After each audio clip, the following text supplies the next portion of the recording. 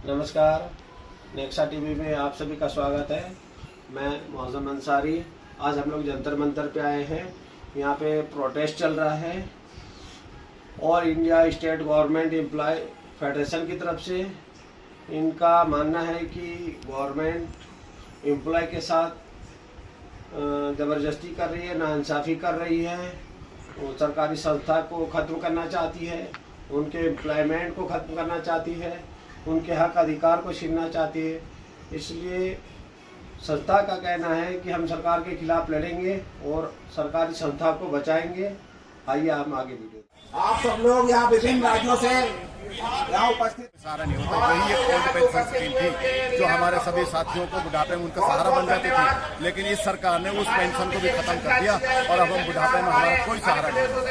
एक मजदूर आदमी भी 60 साल की उम्र के बाद उसको भी पेंशन मिल जाती है, जबकि एक सरकारी कर्मचारी 58 साल की उम्र तक सरकारी सेवा देने के पश्चात भी उसको कोई सहारा नहीं होता। ये सरासर हमारे साथ बहुत ज्यादा अन्याय है। तो आप लोगों को हमेशा अपनी लक्ष्य से सरकार भटका देती है, कभी यूपीएस कहती है, कभी एमपीएस कहती है, और ओपीएस में ऐसी क्या दिक्कत आ रही है सरकार को कि वो मतलब बात मानने के लिए राजी नहीं हो पा रही है? अब ये तो सरकार को ही पता है, पर हम तो एक बात कहेंगे, सरकार बार बार हमें जुमला देती है, गुमराह करती है, बहकाती है, क्योंकि उनको लगता है कि अगर इनको ओपीएस दे दी तो ये सुरक्षित हो जाएंगे।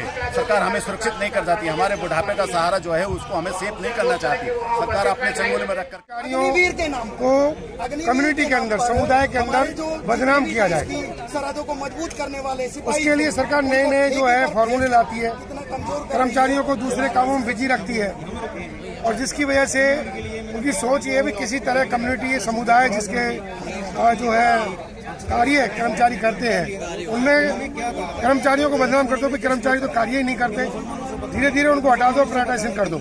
ये सरकार का उद्देश्य है। मतलब आप अपनी मांगे लेके जाते हैं और आप में कमियां दिखाकर जो मानदेय होता है उससे कर दिया जाता है। हाँ जी, वो कमियां दिखाने का प्रयास करते हैं ताकि पब्लिक में ये दिखा दे भी कर्मचारी काम नहीं करते हैं। सरकारी कर्मचारी जो परमानेंट कर्मचारी है वो काम नहीं करते हैं, इसलिए हम डिपार्टमेंट को प्राइवेटाइजेशन करेंगे।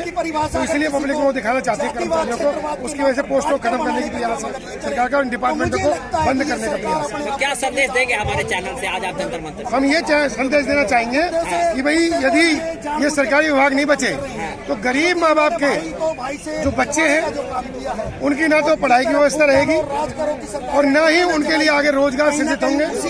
वो फिर कहीं जो है एक प्रकार से बंधुआ मजदूरों की तरह आगे काम करेंगे, और जो है उनकी ना तो जब पढ़ ही नहीं पाएंगे क्योंकि एजुकेशन संस्थानें नहीं बचेंगी, तो गवर्नमेंट संस्थानें जब बंद कर दी जाएंगी तो जो प्राइवेट संस्थानें इतनी महंगी हो जाएंगी, उनमें शिक्षा इतनी महंगी हो जाएगी कि गरीब माँ बाप का बच्चा नहीं पढ़ पाएगा।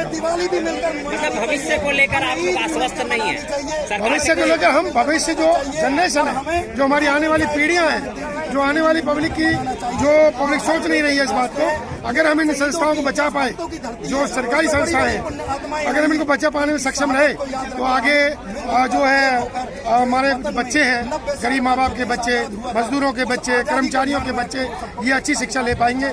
अन्यथा जो प्राइवेट संस्थान है वो इतनी महंगी हो जाएंगी। आप देख सकते हैं आज की डेट में यदि एक मेडिकल के अंदर अगर एक एमबीबीएस की सीट लेना चाहे तो उसमें कम से कम 2 करोड़ रुपए देने पड़ते हैं, तब जाकर के एक एमबीबीएस बन पाता है प्राइवेट संस्था के अंदर। और हमारे जो गवर्नमेंट कॉलेजेस है उनमें लाखों रुपए में ही बन जाता है, लाख रुपए के अंदर उनकी फीस मुश्किल से लाख रुपए। तो राम राज्य की स्थापना हो चुकी है, कहते हैं सरकार की राम राज्य की स्थापना हो गई है और अब कोई दुख नहीं है, कोई परेशानी नहीं। ये केवल ढकोसला मात्र है, ये दिखावा है।